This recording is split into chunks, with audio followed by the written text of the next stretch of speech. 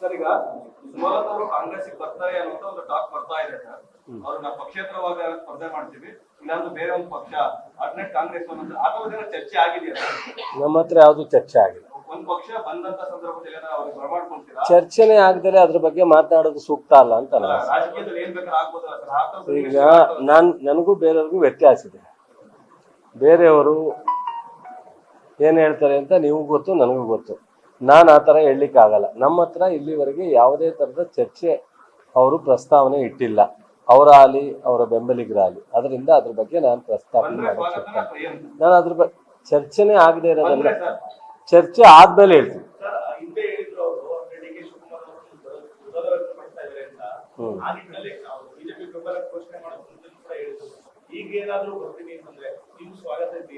ನೋಡಪ್ಪ, D K Shivakumar ಅವರು discuss ಮಾಡಿರೋ ವಿಚಾರ ನನಗೆ ಗೊತ್ತಿಲ್ಲ.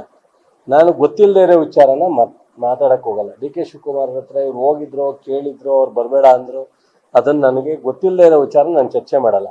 ಬಟ್ ನನ್ನ ಹತ್ರ ಅವರು ಯಾವತ್ತು ಚುನಾವಣೆಯಲ್ಲಿ ಗೆದ್ರೋ ಇಲ್ಲಿವರೆಗೆ ರಾಜಕಾರಣವನ್ನ ಚರ್ಚೆ ಮಾಡಿಲ್ಲ.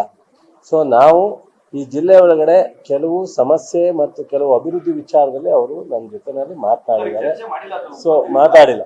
ಬಟ್ ಆದ್ರೆ ಕೆಲವೊಮ್ಮೆ ಅಲ್ಲಿ ಇಲ್ಲಿ ಸಿಕ್ಕಿದಾಗ ನಾವು ವಿಶ್ವಾಸದಲ್ಲಿ ಮಾತಾಡಿದ್ದೀವಿ. ರಾಜಕೀಯ ಚರ್ಚೆ ಆಗದೆ ಇರೋದ್ರಿಂದ ನಾನು ಮಾತಾಡ್ಲಿಕ್ಕೆ ಹೋಗಲ್ಲ.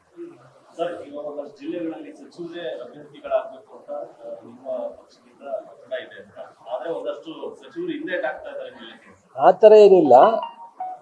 ಎಲ್ಲಿ ಗೆಲ್ಲಿಕ್ಕೆ ಅನಿವಾರ್ಯ ಇದೆಯೋ ಅಥವಾ ಸೂಕ್ತವಾದಂಥ ಕ್ಯಾಂಡಿಡೇಟ್ ಅಂತ ಹೇಳಿ ಪಕ್ಷ ತೀರ್ಮಾನ ಮಾಡಿದ್ರು ಆ ಕಡೆ ನಾವು ಸೂಚನೆ ಕೊಡ್ತೀವಿ, ಅಲ್ಲಿ ನಿಂತ್ಕೋಬೇಕು ಅಂತ ಹೇಳಿರ್ತಕ್ಕಂಥದ್ದು ಸತ್ಯ, ಅದೇನು ಸುಳ್ಳೇನಲ್ಲ.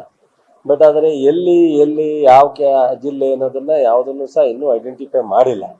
ಸೊ ಪಕ್ಷ ಅದು ತೀರ್ಮಾನ ಮಾಡಿದಾಗ ಅವಾಗ ರಿಯಾಕ್ಷನ್ನು ಅಥವಾ ಇಲ್ಲ ಆಲ್ಟರ್ನೇಟ್ ಕ್ಯಾಂಡಿಡೇಟ್ ಹುಡ್ಕೋದು, ಅವರೇ ಕ್ಯಾಂಡಿಡೇಟ್ ಆಗೋದು, ಅದು ಅವತ್ತಿನ ಸಂದರ್ಭ.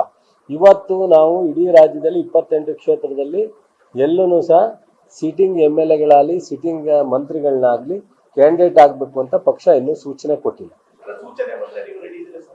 ಪಕ್ಷ ಸೂಚನೆ ಕೊಟ್ಟಾಗ ಪಕ್ಷ ಏನ್ ತೀರ್ಮಾನ ಮಾಡುತ್ತೆ ಅದನ್ನ ಅವತ್ತು ಪಕ್ಷದ ಜೊತೆ ಮಾತಾಡ್ತೀವಿ. ಇವತ್ತು ಈಗ ನಮ್ಮ ಜಿಲ್ಲೆ ವಿಚಾರದಲ್ಲಿ ಆ ಥರದ್ದು ಯಾವುದು ಚರ್ಚೆ ಆಗಿಲ್ಲ. ಆಗದಲ್ಲೇ ನಾನು ಸುಮಲತಾ ವಿಚಾರದಲ್ಲಿ ಹೇಳಿದ್ನಲ್ಲ, ಅದೇ ತರ ಚರ್ಚೆ ಆಗದೆ ಇರೋ ವಿಚಾರದಲ್ಲಿ ಸುಮ್ಮನೆ ಅನಾವಶ್ಯಕವಾಗಿ ನಾನು ಮೂಗು ತೂರಿಸ್ತಕ್ಕಂಥದ್ದು ಸೂಕ್ತ ಅಲ್ಲ.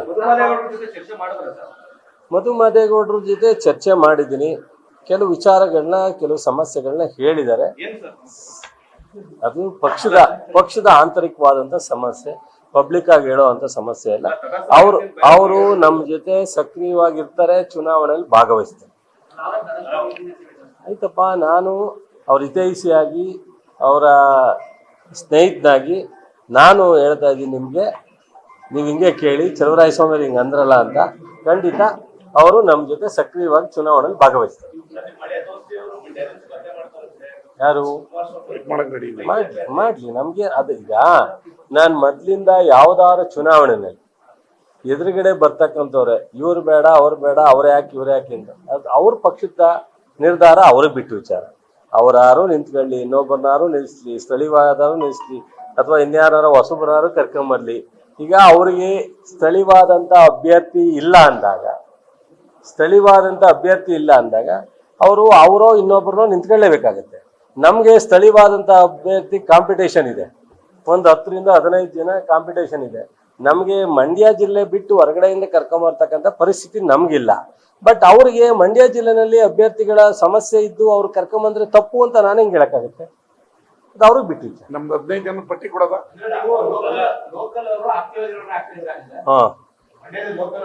ಮಂಡ್ಯ ಜಿಲ್ಲೆಯವರೇ ನಿಂತ್ಕೊಳ್ತಿದೆ. ಪ್ರಬಲ ಅಂದ್ರೇನು ನೋಡ್ರಿ, ಜನ ಡೆಮಾಕ್ರಸಿನಲ್ಲಿ ಪ್ರಬಲ ಈ ದೇಶದ ಜಯಪ್ರಕಾಶ್ ನಾರಾಯಣರನ್ನು ಸೋಲ್ಸವ್ರೆ, ಇಂದಿರಾ ಗಾಂಧಿನೂ ಸೋತವ್ರೆ, ಪ್ರಧಾನಿಯಾಗಿದ್ದಂಥ ದೇವೇಗೌಡರು ಸೋತವ್ರೆ, ಆಮೇಲೆ ನಿಜಲಿಂಗಪ್ಪನವರು ಸೋತವ್ರೆ, ಜಯಂತ್ ಪಟೇಲು ಸೋತವ್ರೆ. ಪ್ರಬಲ ವೀಕು ಅಂತಿಲ್ಲ. ಡೆಮಾಕ್ರಸಿನಲ್ಲಿ ಯಾರು ಹೆಂಗ್ ಬೇಕಾದ್ರೂ ಜನ ತೀರ್ಮಾನದ ಅಂತಿಮ. ಅದರಿಂದ ನಾವು ಯಾರನ್ನು ಇವರು ಲಘುವಾಗಿ ನಾನು ಯಾವತ್ತಾರ ಹೇಳಿದ್ರೆ ಈ ಅಭ್ಯರ್ಥಿ ನಮ್ಗೆ ಕಾಂಪಿಟೇಷನ್ ಇಲ್ಲ, ಇವ್ರ ಅತಿ ಲಘುವಾಗಿ ನೋಡಲ್ಲ ಅದು.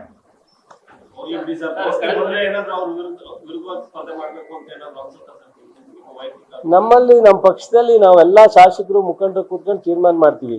ಸೊ ರವಿನ್ ಮಾಡ್ತೀವೋ, ಗಂಗಾಧರ್ನು ಮಾಡ್ತೀವೋ, ಇನ್ನೊಬ್ಬರು ಮಾಡ್ತೀವೋ, ನಾನ್ ಆಯ್ತೀವೋ, ನಮ್ಮ ಪಕ್ಷದಲ್ಲಿ ನಾವೆಲ್ಲರೂ ಕೂತ್ಕೊಂಡು ತೀರ್ಮಾನ ಮಾಡ್ತೀವಿ. ಗೊತ್ತಾಯ್ತಾ?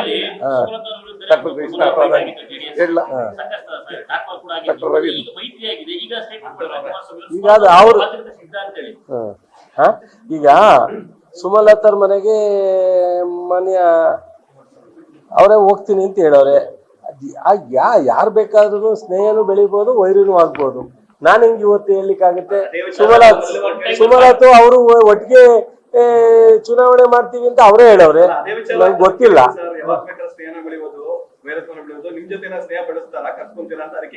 ನಮ್ಮ ಹತ್ರ ಚರ್ಚೆ ಮಾಡಿದ್ರೆ ನಾನು ಹೇಳ್ತಿದ್ದೆ ಖಂಡಿತ. ಸುಮಲತಾ ಅವರು ನನ್ನ ಜೊತೆ ಏನಾದ್ರು ಚರ್ಚೆ ಆಗಿದ್ರೆ ಖಂಡಿತ ಆ ವಿಚಾರ ನಿಮ್ ಮುಂದೆ ಬಿಚ್ಚಿಡ್ತೀನಿ. ಚರ್ಚೆನೇ ಆಗದಲ್ಲ ನಾನು ಹೆಂಗ್ ಒಪ್ಕೊಳ್ಳಿ? ಚರ್ಚೆ ಆಗ್ಲಿ, ಆಮೇಲೆ ಹೇಳ್ತೀನಿ. ಬ್ರದರ್, ನಾನು ಒಂದ್ ನಿಮಿಷ, ಕಳೆದ 40 ವರ್ಷದಿಂದ ನನ್ನ ಸ್ಟೇಟ್ಮೆಂಟ್ ಒಂದೇ ತರ ಇದೆ. ಅನಾವಶ್ಯಕ ಅದಕ್ಕೆ ಬರ್ತೀನಿ. ಅನಾವಶ್ಯಕವಾಗಿ ನಾನು ಮಾತಾಡಲ್ಲ.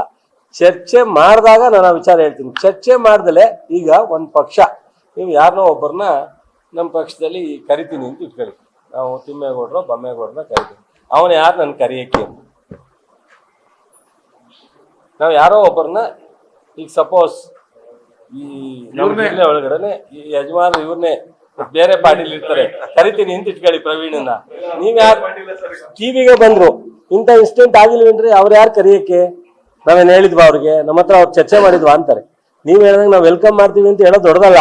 ಏನಂದ್ರು ಜಿ ಟಿ ದೇವೇಗೌಡರು? ಡಿ ಕೆ ಶಿವಕುಮಾರ್ ಅವ್ರ ಮನೆಗೆ ಭೇಟಿ ಮಾಡಿದ್ರು. ಡಿ ಕೆ ಶಿವಕುಮಾರ್ ಬಂದು ಭೇಟಿ ಮಾಡಿದ್ರ ಅಂತ ಕೇಳಿದ್ರು. ಡಿ ಕೆ ಶಿವಕುಮಾರ್ ನನ್ನ ಭೇಟಿ ಮಾಡಿದ್ ಸತ್ಯ ಅಂತ ಹೇಳಿದ್ರು. ಡಿ ಕೆ ಶಿವಕುಮಾರ್ ನಾನೇನು ಹೇಳಿಲ್ಲ ಅಂತ. ಡಿ ಕೆ ಶಿವಕುಮಾರ್ ಹತ್ರ ಹೇಳಿದ್ರು, ನಂಗೆ 1 ತಿಂಗಳು ಟೈಮ್ ಕೊಡಿ ಬರ್ತೀನಿ ಅಂತ ಹೇಳಿದ್ರು ಅಂತ. ಯಾಕೆ ಅನ್ನಿಸ್ಕೋಬೇಕಾ? ನಾನು ಅವಶ್ಯಕತೆ ಇದೆಯಾ ನನಗೆ? ಚರ್ಚೆ ಮಾಡ್ಮೇಲೆ ನೋಡಪ್ಪ, ನಿಮ್ಮ ಇದು ಕೇಳಿರಿ, ಬರೀ 8 ತಿಂಗಳಾಗಿರ್ತಕ್ಕಂಥದ್ದು.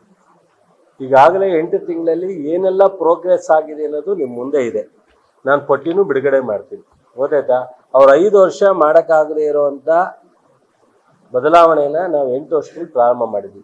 ನಿಮಗೆ ಗೊತ್ತಿದೆ, ನಾನು ಹೇಳಿದ್ದೀನಿ, ನಾನು ಜಿಲ್ಲಾ ಉಸ್ತುವಾರಿ ಸಚಿವನಾಗಿ ಕಾಂಗ್ರೆಸ್ನ ಆಡಳಿತ ಸರ್ಕಾರ, ನಾವೆಲ್ಲ MLAಗಳು ಕೊನೆ 1 ವರ್ಷ ಬಿಟ್ಬಿಡ್ತೀವಿ. ನಾವು 4 ವರ್ಷದೊಳಗೆ ಈ ಜಿಲ್ಲೆನ ಪರಿಪೂರ್ಣವಾಗಿ ಏನ್ ಮಾಡ್ಲಿಕ್ಕೆ ಸಾಧ್ಯನೋ ಮಾಡಿ ನಿಮ್ ಮುಂದೆ ಹೇಳ್ತೀವಿ. ಸೊ MLAಗಳು ಇನ್ನೂ ಜಾಸ್ತಿ ಆಗ್ಬೇಕು ಅಂತ ಕೇಳೋದು ಅಪರಾಧ ಅಂತಲ್ಲ. ನಮ್ಗೆ ಎಷ್ಟೆಷ್ಟು ಅಭಿವೃದ್ಧಿ ಜಾಸ್ತಿ ಆಗ್ಬೇಕು ಅಂತ ಕೇಳಿದ್ರೆ ಅದು ಅಪರಾಧ ಅಂತಲ್ಲ. ಆದ್ರೆ ನಮ್ಮ ಜಿಲ್ಲೆನಲ್ಲಿ ಸಾಕಷ್ಟು ಅಭಿವೃದ್ಧಿ ಪ್ರಾರಂಭ ಆಗಿದೆ. ಈಗ ಕೆರಗೋಡು ರಸ್ತೆ ಒಂದೇ ಸಾಕು, ಯಾವುದು ಬೇಡ. ಕೆರಗೋಡು ರಸ್ತೆ ಒಂದೇನೆ ಅವರು 7 ವರ್ಷ 10 ವರ್ಷ ಆಗಿತ್ತು. 10 ವರ್ಷ ಇಬ್ಬರು ಸಾವಾಗಿತ್ತು. 20 ವರ್ಷ ಇದು 2 ಜನ ಸಾವಾಗಿತ್ತು. ಸೊ 48 ಅವರ್ಸ್ ಅಲ್ಲಿ ಕೆಲಸ ಮಾಡಿಸಿದ್ದೀವಿ. ಅದರಿಂದ ಸೊ ಅವ್ರು ಮಾತಾಡೋರಿಗೆ ಉತ್ತರ ಕೊಡೋಣ. ನಿಮ್ಮೆಲ್ಲ ಹೌದು, ಸರ್ಕಾರ ದುಡ್ಡಿಲ್ಲದೆ 2,000 ಕೊಟ್ಟಿದೀವ, 10 kg ಅಕ್ಕಿ ಕೊಟ್ಟಿದೀವ, ಕರೆಂಟ್ ಫ್ರೀ ಕೊಟ್ಟಿದೀವ, ಇದು ಶಕ್ತಿ ಯೋಜನೆ ಇಂಪ್ಲಿಮೆಂಟ್ ಮಾಡಿದೀವ, ಫ್ಯಾಕ್ಟ್ರಿಗೆ 2.5 ಲಕ್ಷ ಕ್ರಷಿಂಗ್ ದುಡ್ಡು ಕೊಟ್ಟಿದೀವ, ಮೇನ್ ರೋಡ್ಗೂ ಕೊಟ್ಟಿದೀವ. ಸರಿಯಪ್ಪ, 1 ನಿಮಿಷ ಕೇಳ್ರಿ. ಕೆರಗೋಡು ರಸ್ತೆ 1 ನಿಮಿಷ ಕೇಳಿ. ಕೆರಗೋಡು ರಸ್ತೆ ಅಪ್ರೂವ್ ಮಾಡತಕ್ಕಂಥ ದುಡ್ಡಿಲ್ದಲೆ ಮಾಡಿದ್ವಾ? ಈ NHL ಅಪ್ರೂವ್ ಮಾಡಿಸಿದ್ವಲ್ಲ 100 ಕೋಟಿ, ಅದ್ರಲ್ಲಿ ಮಾಡಿದ್ವಾ? ಮಲೈನ್ ದುಡ್ಡಲ್ಲಿ 10 ಕೋಟಿ, ಈಗ ಸ್ಟಾರ್ ವಾಟರ್ ದುಡ್ಡಿಗೆ 10 ಕೋಟಿ. 20 ವರ್ಷದಿಂದ 18 ವರ್ಷದಿಂದ ಆಗದೆ ಇರ್ತಕ್ಕಂಥ ವಾಟರ್ ಬಿಲ್ ಸೆಟ್ಲ್ ಮಾಡಿರ್ತಕ್ಕಂಥದ್ದು ಯಾರು ನೋಡ್ರಿ? ನೀವೆಲ್ಲ ನಮ್ಮ ಸ್ನೇಹಿತರು, ನೀವು ಎಲ್ರಿಗೂ ಈ ಜಿಲ್ಲೆಯ ಅಭಿಮಾನ ಇದೆ ಅಂತ ಅನ್ಕೊಂಡಿದ್ದೀನಿ. ನೀವು ಸುಮ್ಮನೆ ನನ್ನ ಕೇಳಾದ್ಮೇಲೆ 2 ನಿಮಿಷ ಕೂತ್ಕೊಂಡು 5 ವರ್ಷ ಏನಾಗಿತ್ತು, ಈ 8 ತಿಂಗಳಲ್ಲಿ ಏನಾಗಿದೆ ಅಂತ ಯೋಚನೆ ಮಾಡಿ. ಅದರಲ್ಲಿ 8 ತಿಂಗಳಲ್ಲಿ ಪ್ರಾರಂಭ ಮಾಡಿದ್ದಾರೆ ಅಂತ ನಿಮ್ಗೆ ಅನ್ಸಿದ್ರೆ ನೀವೆಲ್ಲರೂ ನಮ್ಮ ಜೊತೆ ಕೈ ಜೋಡಿಸಿ. ನ್ಯೂಸ್ ಫಸ್ಟ್, ನಿರ್ಭೀತಿಯಿಂದ ನಿಮ್ಮ ಪರವಾಗಿ.